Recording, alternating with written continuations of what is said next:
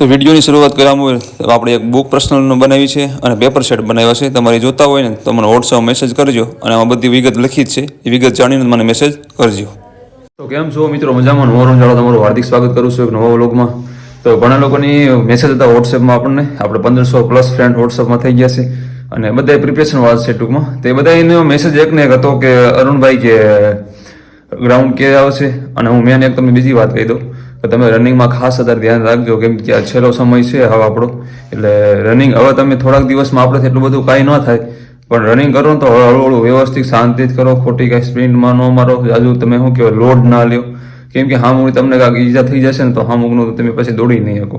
કેમ કે મને કાલે એકનો ફોટો આવ્યો, તમે જુઓ ને મેસેજ, અને એને અત્યારે તમે જો ખાટલે થઈ ગયો છે ભાઈ, હા શાંતિથી. હવે એને ખાટલા ઉતરવાનું નથી, પાટો મોટો બાંધી દો પગમાં, અને મને કે ભાઈ દુખાવો થઈ ગયો.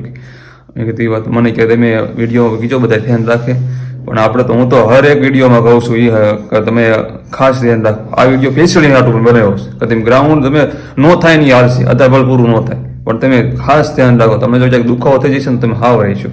ઓલું તો આપણે છેલ્લા ફાઇનલમાં એકવાર સારી ભીં કરશું ને તો કદાચ ગ્રાઉન્ડ પૂરું થઈ જશે, પણ જો તમે અહીંયા ભીં કરી તમે શું કે ક્યાંક ઈજા થઈ જશે તો પછી પૂરું થઈ ગયું, પછી દોડાશે જ નહીં. હવે એ એક ફ્રેન્ડ કહેતા હતા મને કે રોહનભાઈ મને 26-25નું ટાઈમિંગ મારે આવી ગયું હતું કમ્પ્લીટ કે, અને કે વધારે સ્પીડ મારતો પગમાં દુખાવો થઈ ગયો છે, એટલે એક રાઉન્ડ નથી મારી શકતો, કે એક રાઉન્ડ નથી મારી શકતો. શું કરવું કે રોહનભાઈ કે કાંઈક સજેસ્ટ કરજો મને કે. હવે વિચાર કરો આમાં આપણે શું સજેસ્ટ કરીએ. મેં કીધું ડૉક્ટર આગળ તમે જાઓ હોય, અને ડૉક્ટરે કે આરામનું કીધું સામે કે આરામ કરજો કે, એટલે આવું થાય. એટલે તમને કહું ખાસ ધ્યાન રાખજો. અને ગ્રાઉન્ડ રહ્યું ને તો બધા એમ કહેશે અરુણભાઈ ગ્રાઉન્ડ કેરાવ. ગ્રાઉન્ડ આપણું મને સમથિંગ મેં તમને એકવાર તો મેં કીધું હતું 20થી ટૂંકમાં 20 ઉપરની 22 તારીખથી આપણે 1લી તારીખ સુધીની ગણતરી રાખવાની રહે 100%ની એમ, કે 22 તારીખથી 1લી તારીખ. કેમ કે ગઈ વખતે એ ટાઈમમાં ચાલુ થયું હતું, એટલે આપણું મારું વ્યક્તિગત બાબત કેવું છે એ ટાઈમમાં 100% આવી શકે એમ. અને 2-3 દિવસમાં ન્યૂઝ તો સાંભળવા મળશે જ તે, પણ જોઈએ શું થાય છે. બાકી 20 તારીખ પછી તો ફાઇનલ જ છે, એ તો ખબર જ છે. એટલે 20 તારીખ તો આપણે આમ તમે જોવો ને તો 20 તારીખ તો આપણે ગણવાની જ તે, 20થી 1લી તારીખ સુધી ગ્રાઉન્ડ આપણું હોય છે.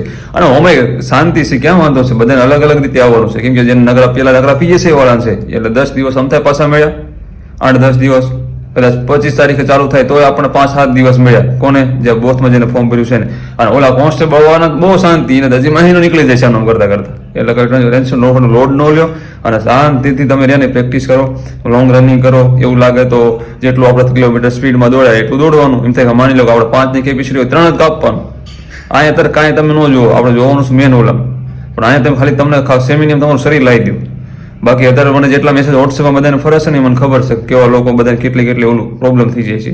એટલા માટે કહું છું મને, હું ખાસ 2-3 વાર આની ઉપર મેં વિડીયો બનાવ્યા. તમે જ્યાં રનિંગ કરો ત્યારે ખાસ તમારું ધ્યાન રાખવું છે. હું આ 2 દિવસથી રનિંગમાં નથી ગયો મારું શું, હું મારે 22-23 પૂરું થઈ જાય તો એ 2 દિવસથી નથી ગયો મેં કીધું. અને પરમ દિવસ ગયો તો ચાલો ફારીક જઈને ન દોડ્યો, સમજાણું. કેમ કે શરીરનું ખાસ ધ્યાન રાખવું પડે. હવે આખરી ઘડી છે એમ, એટલે હું નથી તો ન દોડાય, પણ દોડાય પણ વ્યવસ્થિત, કેમ આમ વ્યવસ્થિત હળવે શાંતિ દોડાય, ખોટું કાંઈ લોડ ના લેવાય. અને ગ્રાઉન્ડ આવવાનું છે ખબર જ છે, 20 તારીખ પછી ચાલુ થવાનું છે, ફાઇનલ જ છે, સમજાણું. એટલે એ કાંઈ ટેન્શન લેવાનું નથી. એટલા માટે થાય ચાલુ થાય તો કાંઈ તમને નહીં બોલાય કાલો ભાઈ તમે સીધા વ્યાવા દોડો ને, અલગ અલગ રીતે બધાને બોલાવશે, સમજાણું. એટલે એમાં કાંઈ ટેન્શન છે નહીં. જે બોથ વાળા છે ને નગરા PSA વાળા છે પેલાનો વારો આવશે, પછી બોથ વાળાનો વારો આવશે, નગરા કોન્સ્ટેબલ, અને એમાં જન્મ ડેટ ઉપર હાલશે.